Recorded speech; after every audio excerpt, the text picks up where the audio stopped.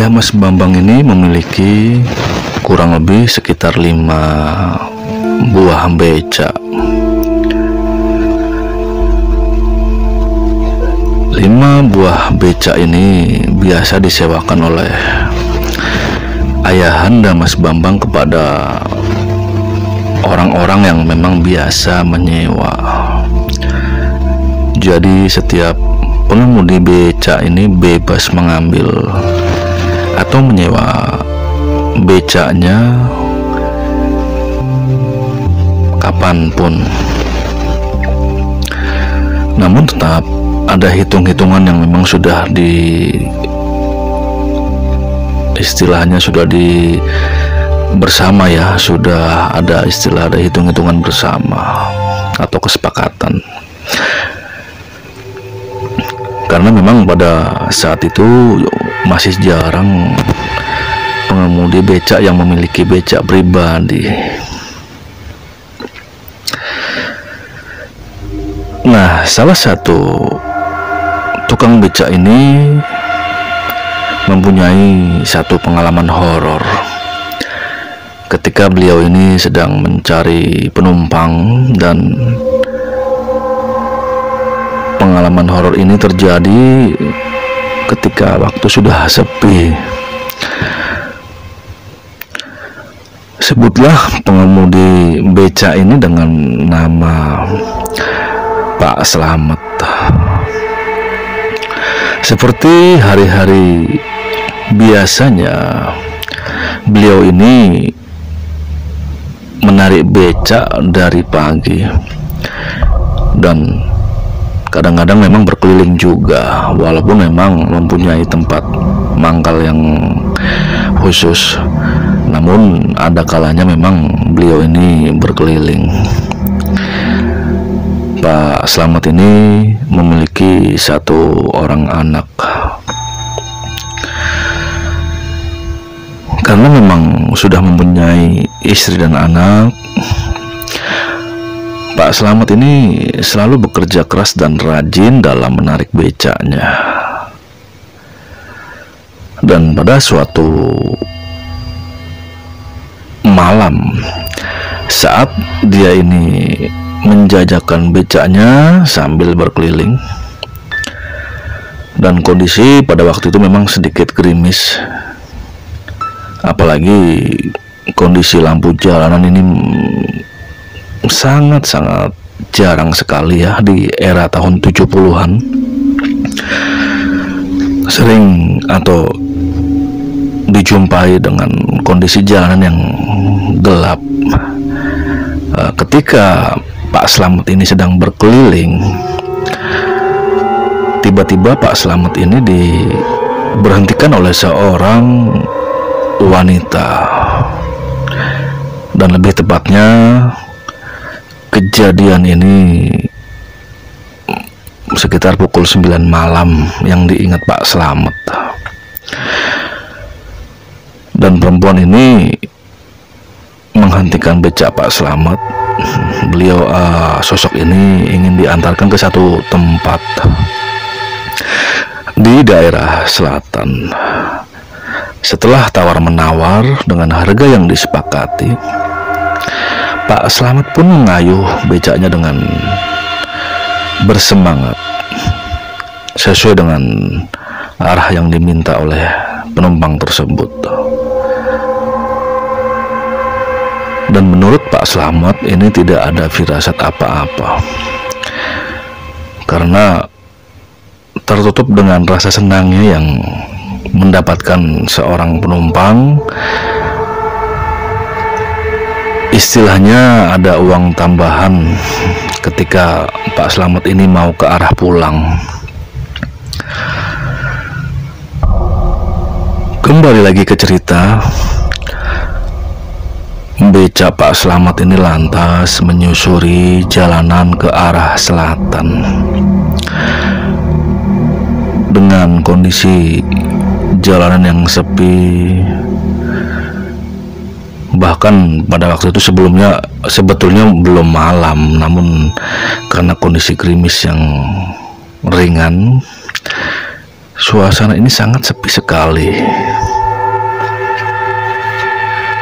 di sepanjang perjalanan Pak Slamet ini membawa penumpang, tidak ada percakapan sama sekali.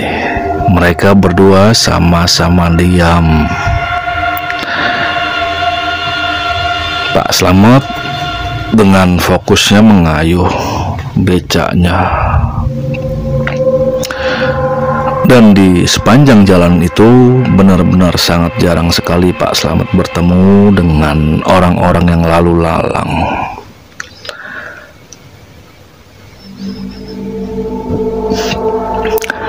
Setelah sampai di tempat yang dituju oleh wanita itu,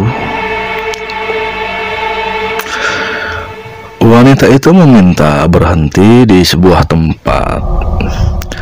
Suaranya masih terdengar jelas saat turun dari pedal becaknya pun. Pak Slamet ini masih melihat sosoknya. Namun anehnya, perempuan yang naik becak ini tidak tampak atau menghilang dengan sekejap. Pak Slamet ini bingung mencari ke depan dan ke sekeliling becak, namun sosok itu tidak ada. Dia mengarahkan pandangannya ke seluruh arah dan tidak ada.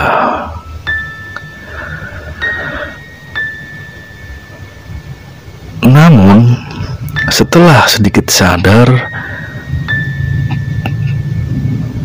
ternyata Pak Slamet ini sudah ada di tengah-tengah area pemakaman. Area pemakaman ini bukan tepat di jalanannya yang menuju ke pemakaman, namun benar-benar becak Pak Slamet ini berada di antara makam atau batu nisan. Makanya ketika tadi ini tiba-tiba Pak Slamet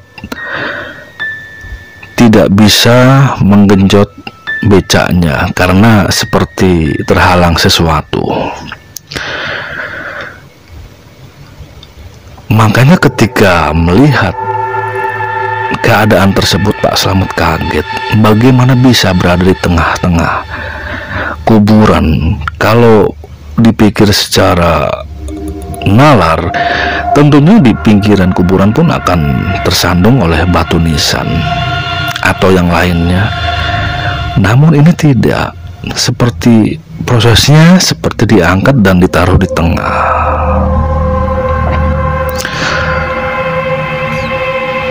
Namun belum jauh memikirkan kejadian yang dialaminya, Pak Slamet ini langsung berlari ke luar area pemakaman dan meninggalkan kuburan tersebut.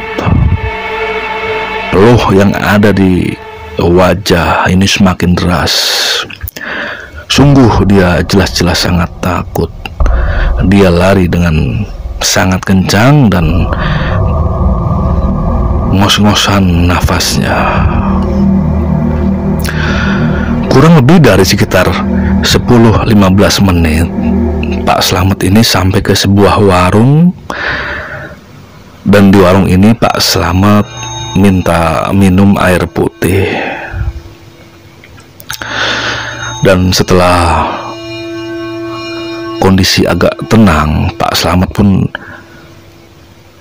melanjutkan perjalanannya ke rumah bos yang mempunyai becak tersebut. Istilahnya beliau ini membuat laporan bahwa becaknya ada di tengah-tengah kuburan.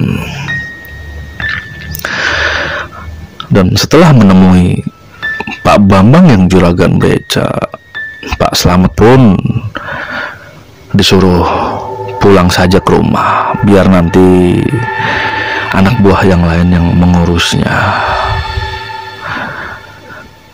Dan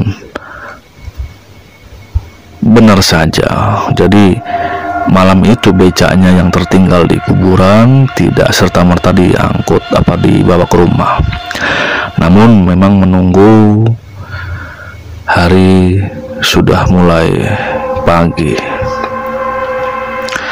Dan setelah hari sudah pagi, rombongan anak buah Pak Bambang yang juragan beca ini kira-kira ada sekitar 5 orang pergi bergegas menuju kuburan tempat di mana beca Pak Slamet ini berada.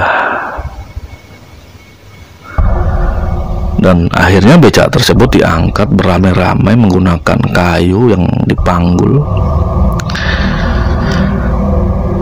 Tidak memerlukan waktu yang lama, mungkin sekitar tidak sampai setengah jam, beca ini akhirnya sampai ke rumah Pak Bambang. Dan setelah diperiksa tidak ada kekurangan apapun, kondisi becanya masih normal saja. Namun betapa kagetnya ketika di jok beca tersebut ada satu buah bunga kamboja yang sudah layu. Dan bunga ini pun diambil oleh Pak Bambang.